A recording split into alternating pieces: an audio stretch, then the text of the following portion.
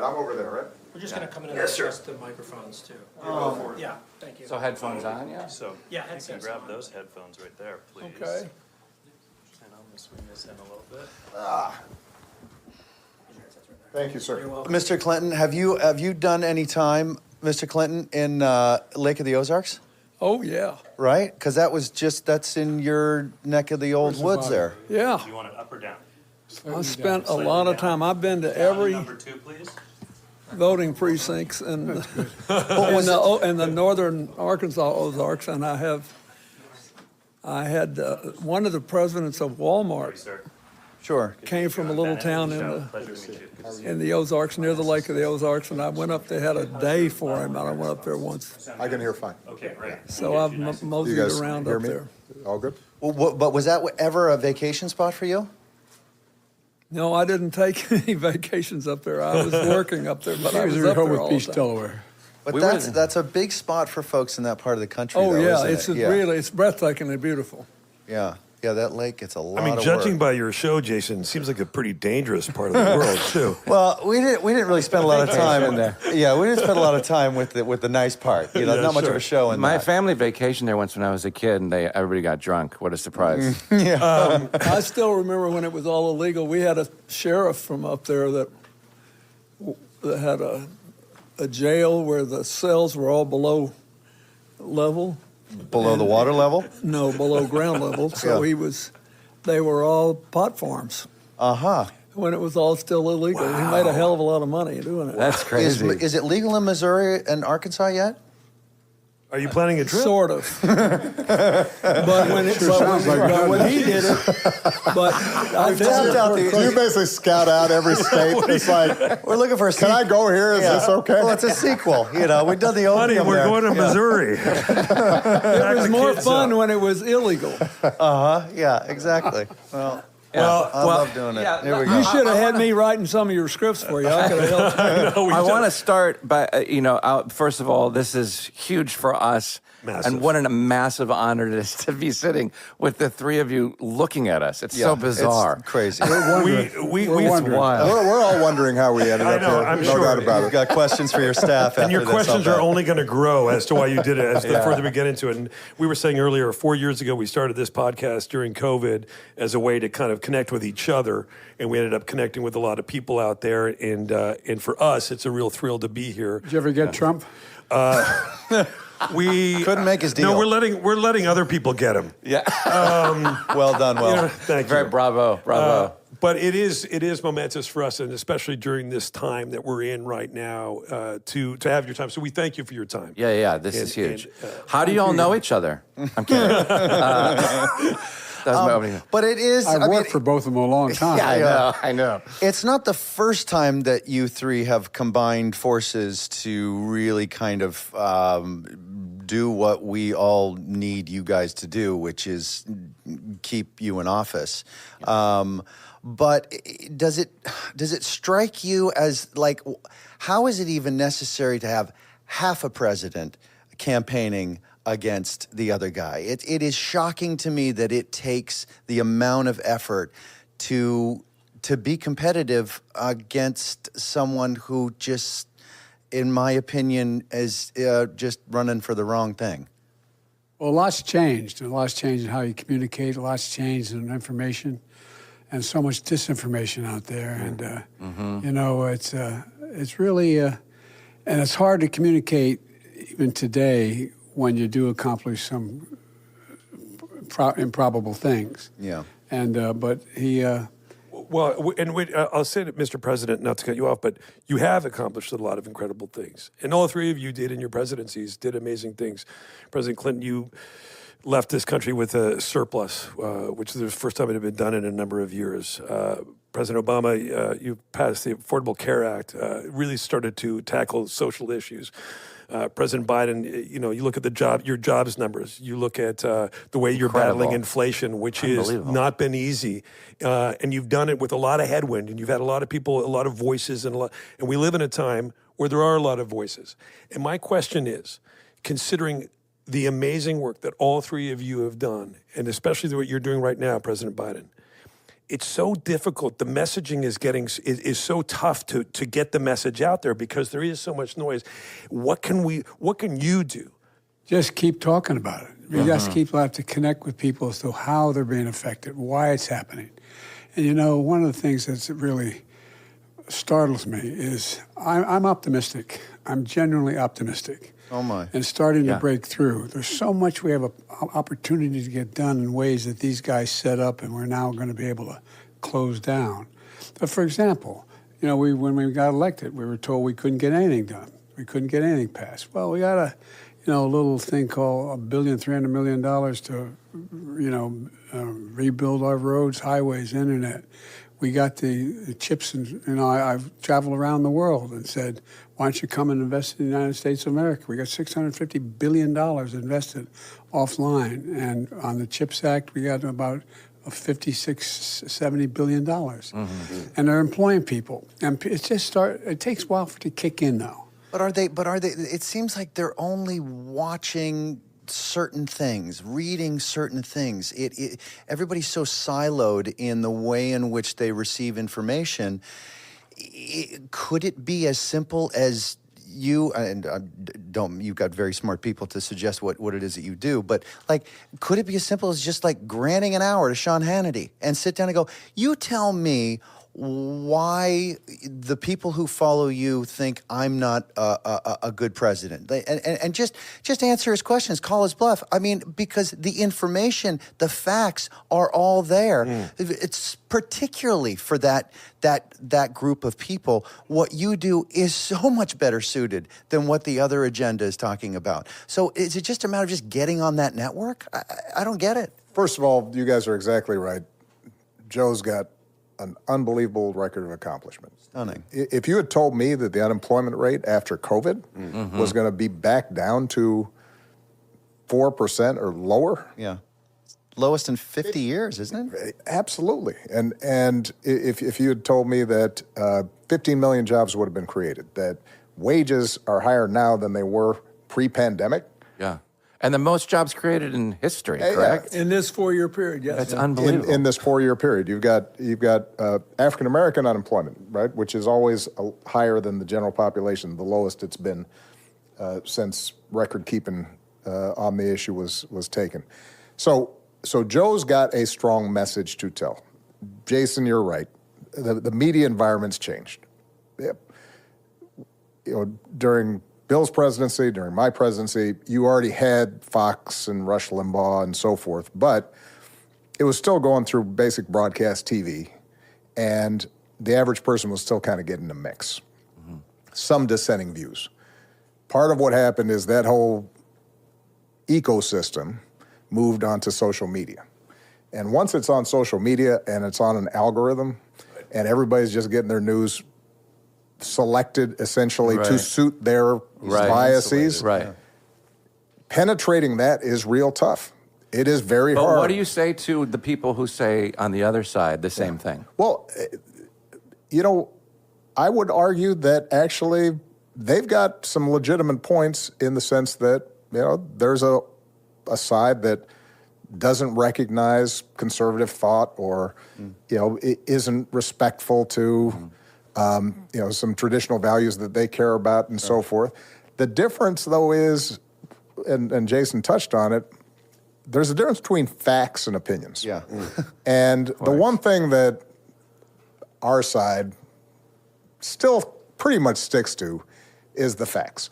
You may not agree with whatever's in the New York Times or whatever's on MSNBC, but generally they're not going to just make stuff up. No. Correct. And, look, I was in office in 2016, and I would have loved to pretend that the election outcome wasn't what it was. Right. That was painful. Right.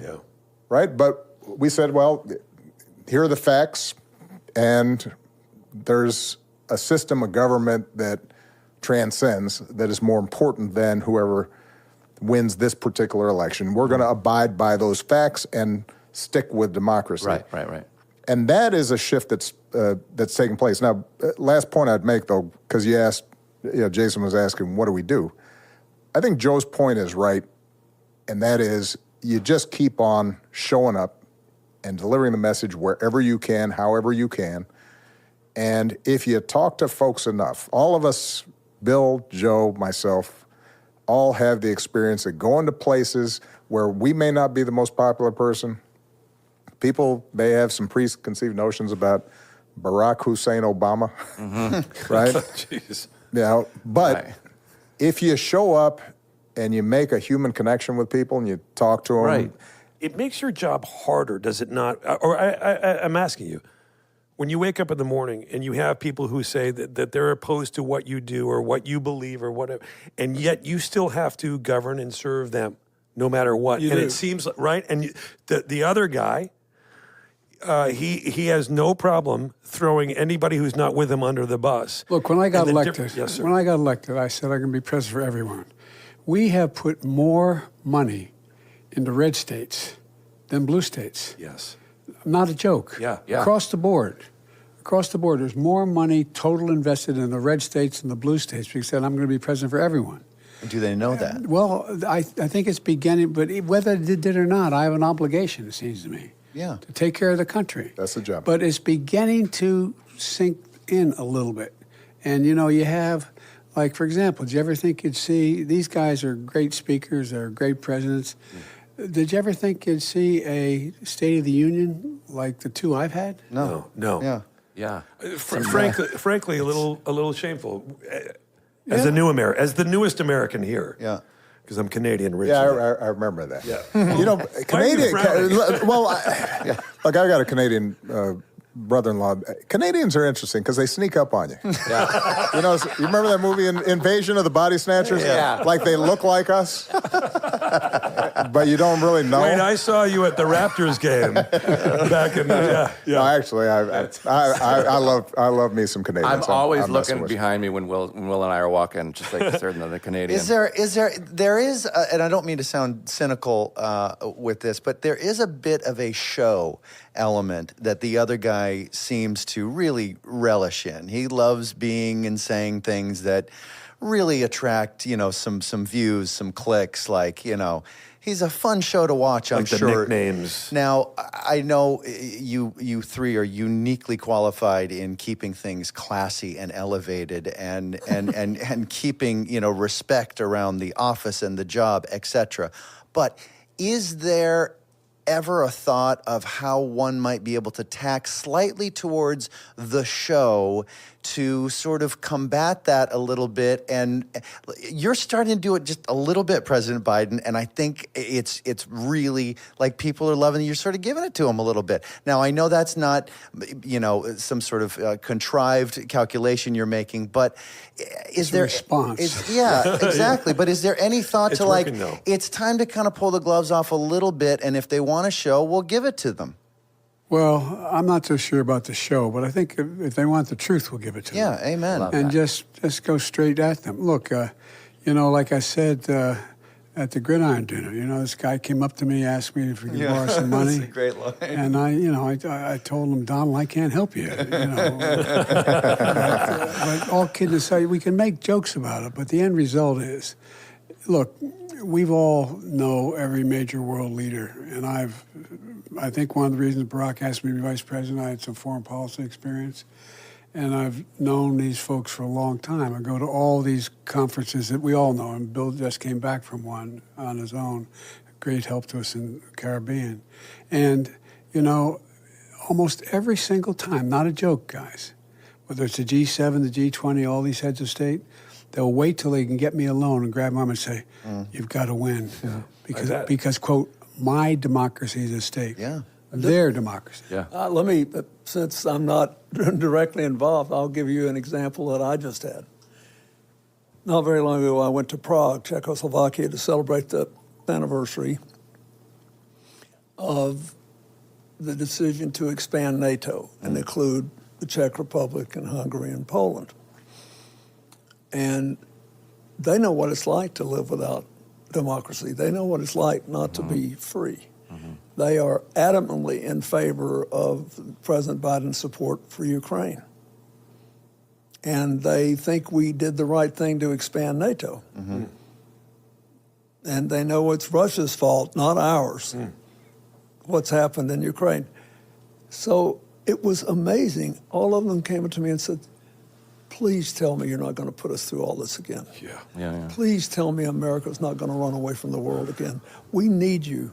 And in Poland, which is a very conservative country, culturally, religiously, they just voted overwhelmingly to throw out the old party because they thought they were too close to the Russians and put in the government that you dealt with when Hillary was Secretary of State, because they support a free Ukraine. Now, I just showed up, man. I didn't go there to do they like me because I was with them in the beginning, but they are worried about tomorrow. I think Bill's points and Joe's point's important. You know, look, we all know America's, not always lived up to its ideals. We got our warts, we got, issues. But we do set the tone around the world.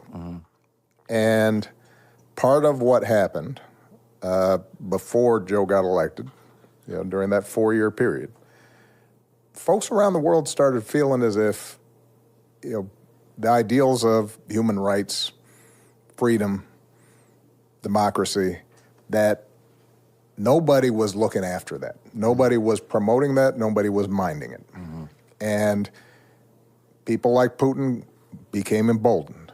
And you saw the Chinese and even countries that were democracies start backsliding because they do still look to America as an example of what they hope a multiracial, multi-ethnic, multi-religious, big country can look like. That maybe people can still get along and act decently toward each other, even if they don't all look the same and don't all talk the same and all come from the same place. That's what makes America exceptional. And if you start getting into a situation in which we don't believe our own Declaration of Independence, if we're not acting, on behalf of the things that we say we stand for, that has ripple effects all around the globe. And these guys are exactly right. I just came back from Europe, and every meeting I had, the only thing people were concerned about was what's going to happen in this next election because they understand what the stakes are. Were you surprised? I'm sorry. Just on that point, President Obama, were you surprised during those 5 years of the last administration how quickly that protection and passion for democracy was diluted? How primed the country was to just sort of dissolve and get lazy with it and let it go? I will say, and Bill saw this begin to happen during his presidency, it then accelerated during my presidency. I have been surprised that there haven't been guardrails inside the Republican Party. Trump didn't surprise me. No. I mean, The natural conclusion. You watch Trump's campaign, you watch his career. He's never changed. If you know anybody He's a huckster.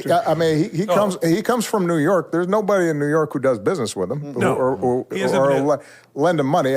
He's not considered a serious guy here, but I was surprised he was elected, but I wasn't surprised in terms of his behavior.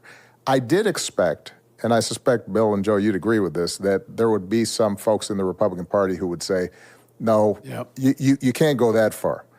You can't start praising Putin and saying that his intelligence is better than the U.S. intelligence agencies. Were you surprised that there were 60-some million people that bought it and voted for him and then did it again? Well, I think that we can't discount the fact that the world's changing quick. And when the world changes quick, people get scared and they get confused. And we had a historic recession in 2008, 2009, where the financial system almost collapses. We end up having, we'd obviously already gone through 9/11. You got globalization. You have suddenly people feeling as if they're losing manufacturing jobs. some of the towns that in Illinois where I was representing Arkansas, where Bill was working, you see people starting to feel like they're losing status.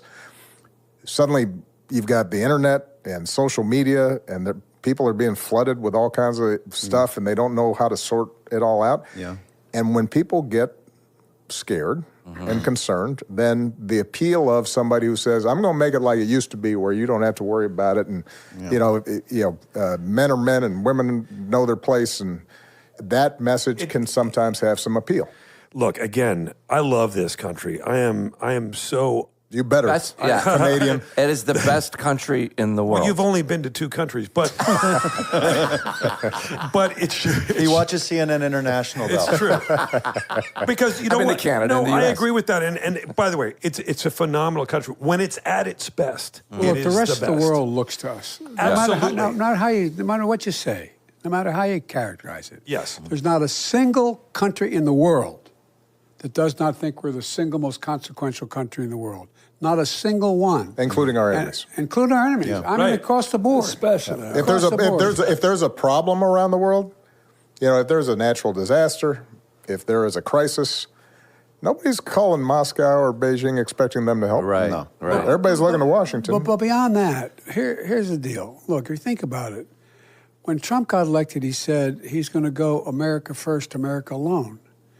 Look at who he talks about his best friends being, Kim Jong-un, North Korea. And I'm serious. Jack Nicklaus. Hey, listen, he won 2 golf championships last week. Well, by the way, regular I championship told and the him- senior. I told him when he won. I told him he came into the upstairs oval Yeah. and we bumped into each other. He said something about playing golf. I said, "Look, I'll give you 2 strokes if you carry your own bag."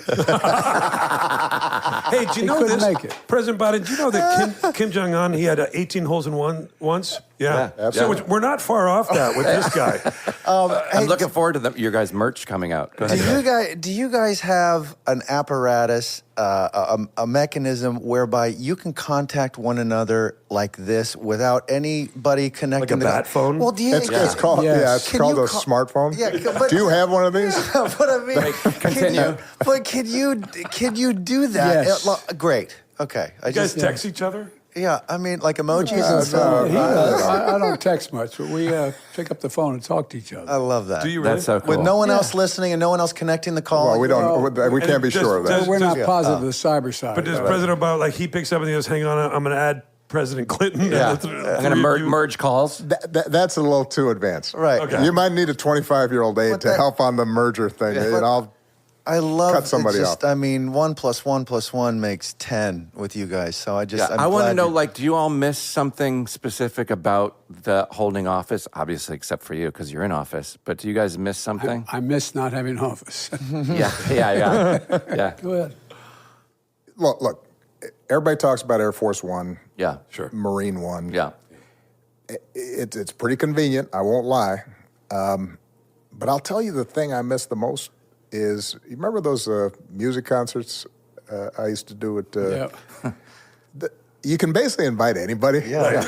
And They'll come. you have this concert. And I mean, we got, Stevie Wonder. Yeah.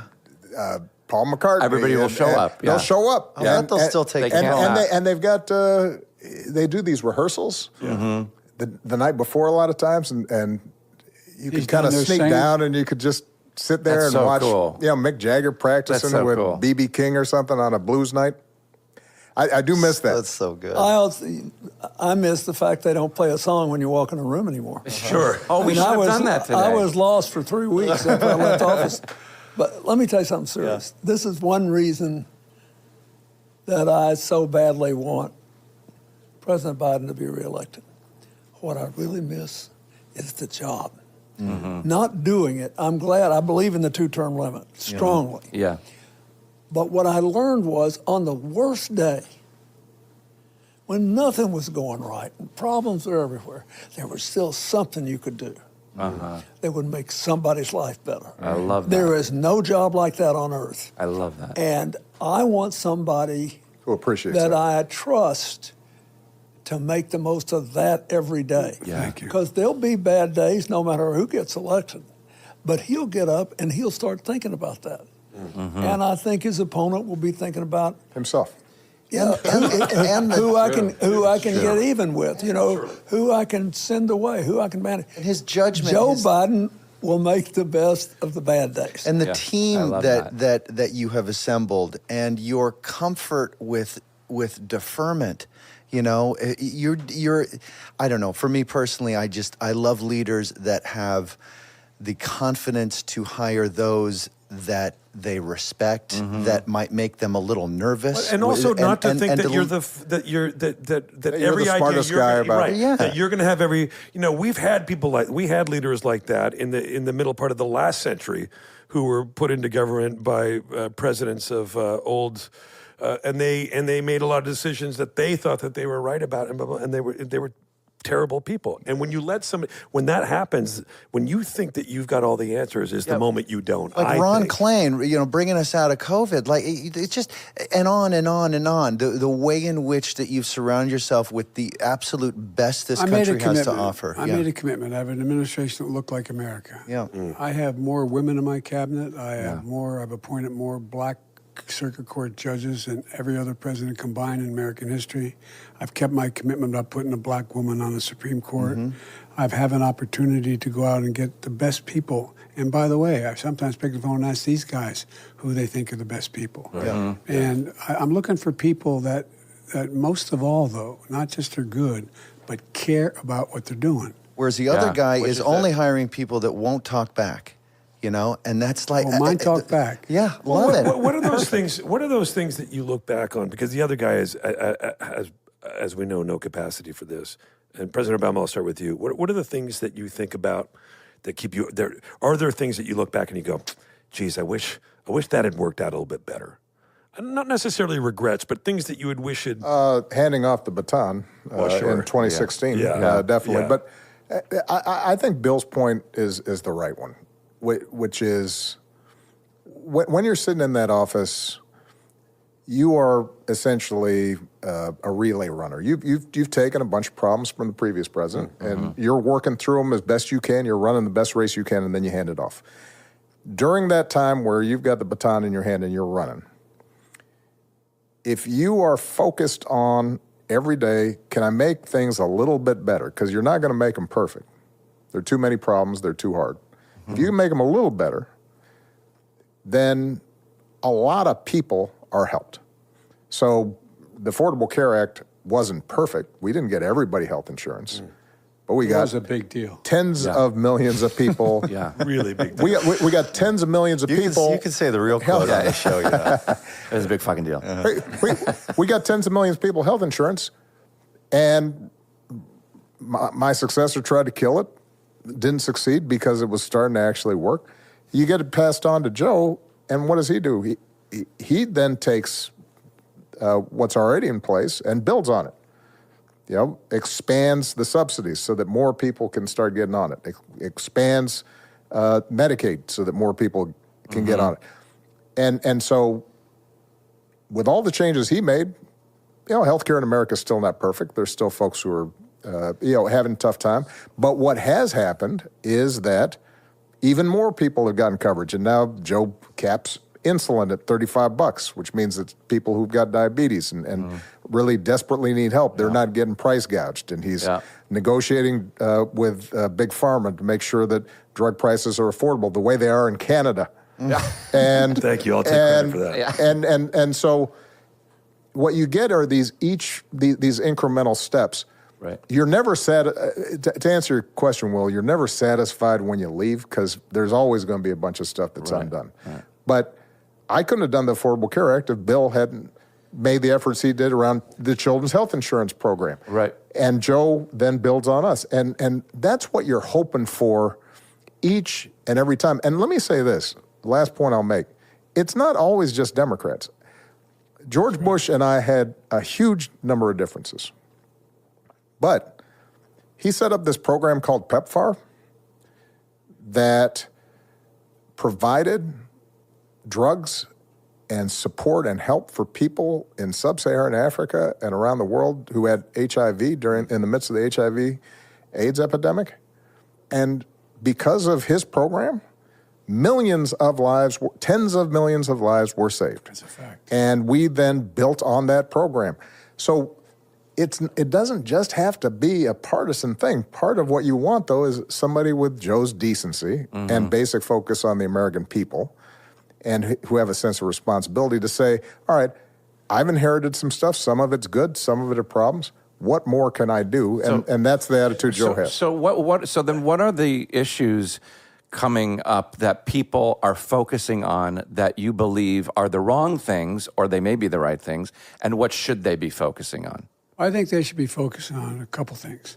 Number one, we're going to, in the second term, God willing, we're going to make sure that we do something about gun violence in this country. Yes. The idea that we allow assault weapons to be sold in magazines with 100 rounds is just bizarre. Yeah. Well, President Biden, I'm so glad to hear you say that, because that was going to be my other question, which is the Democrats never said we want to take your guns away.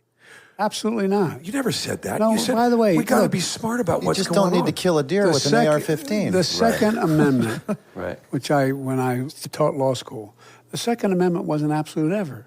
You weren't able to have a cannon when you were, Right. decide the liberty is watered with the blood of patriots. I mean, that's a bunch of crap. Well, it kind of brings us back to... President, we have a listener question that he already knows about, that if you want to read it to him, it's a listener call-in question. Uh-oh. Yeah. Okay. This is unusual, but I think I know who it's from. We have a caller here. Mr. President, I'm assuming he's talking about President Biden here. You have done so much for this country in the past 3 short years. You've been the architect of an incredible bipartisan infrastructure deal. Under your leadership, America has been running a white-hot economy. Inflation has been plummeting, and unemployment remains at an all-time historic low. But like so many Americans, I dread the possibility of having to listen to the grating voice of a narcissist man-child on our airwaves for God knows how many more years. He's a bully that can barely manage his personal own life. I have a feeling this is about me. Has the strangest tan. No, that's Will. And he takes golf way more seriously than any adult man should. So, Mr. President, my question is: now that you're sitting directly across from Will Arnett, is there nothing you or Congress can do to get him to shut his big fat mouth? I'll take my answer off the air.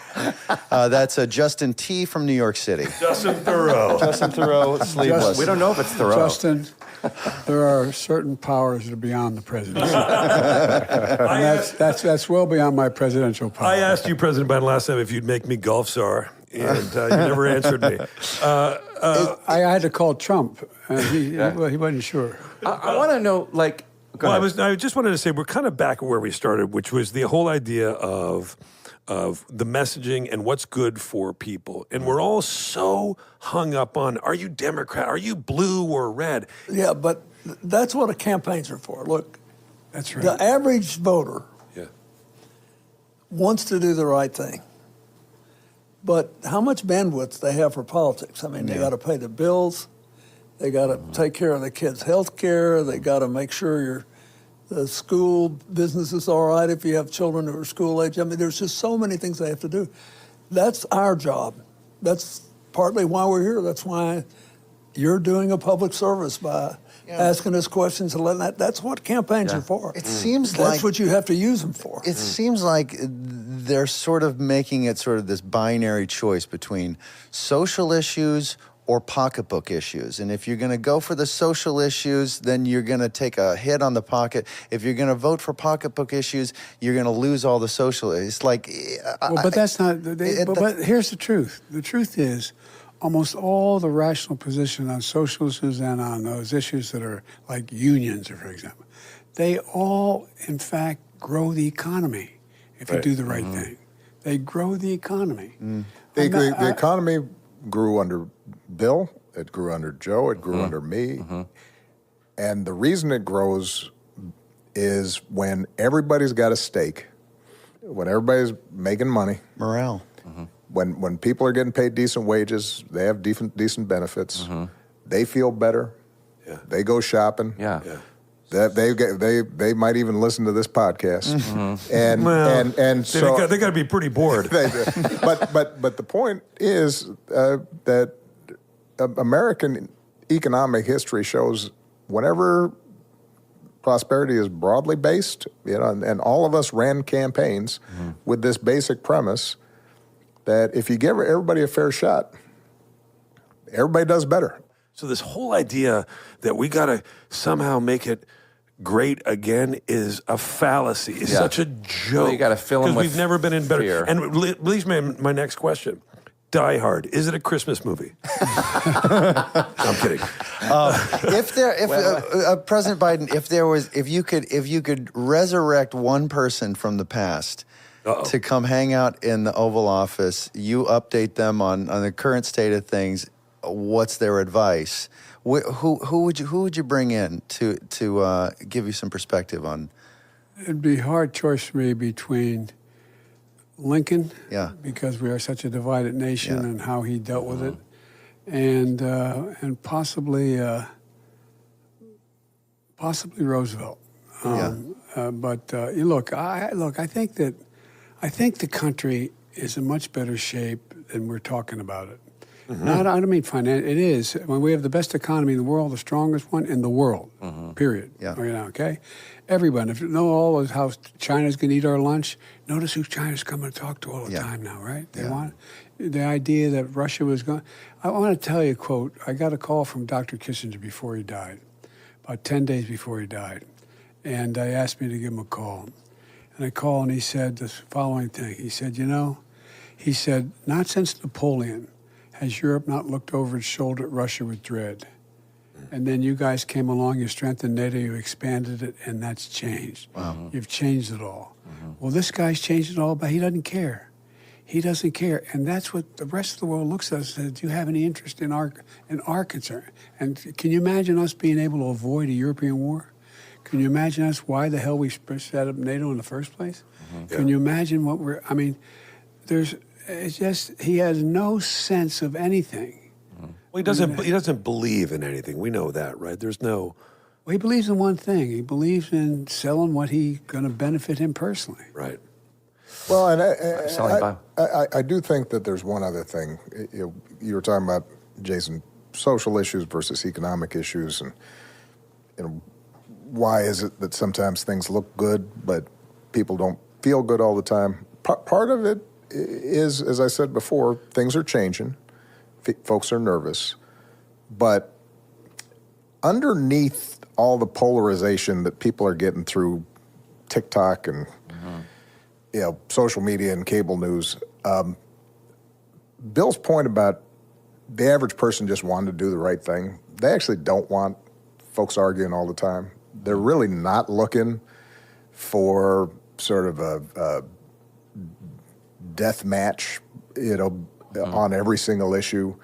They'd like to see people be treating each other decently. Right. They don't want to go to Walmart and argue with their neighbor about whether they're a Democrat. Or if you're at a little league, right? Yeah, Or you're sitting at your kid's soccer game, Right. and you got the parent next to you. You want to talk about kids and soccer, and I do think that underneath all this demonization and anger and that people make money off of, and that gets a lot of clicks.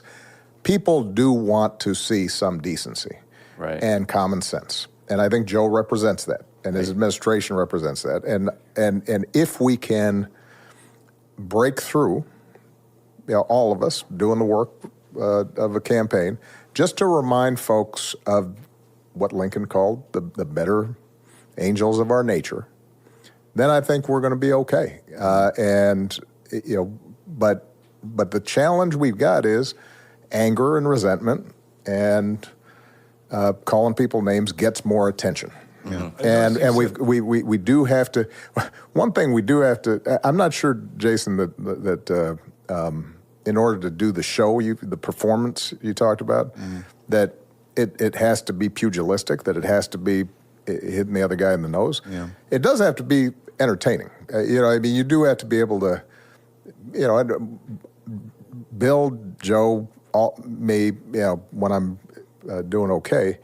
It's about telling stories that people can relate to, because people can't relate to facts and numbers and figures as much as they can relate to stories and to personal experience. And personal experience. That's what people relate to, and that performing by telling people stories, reminding them who they are, what family means to them, what it means to struggle and overcome. Joe, what he had to overcome in terms of getting where he was.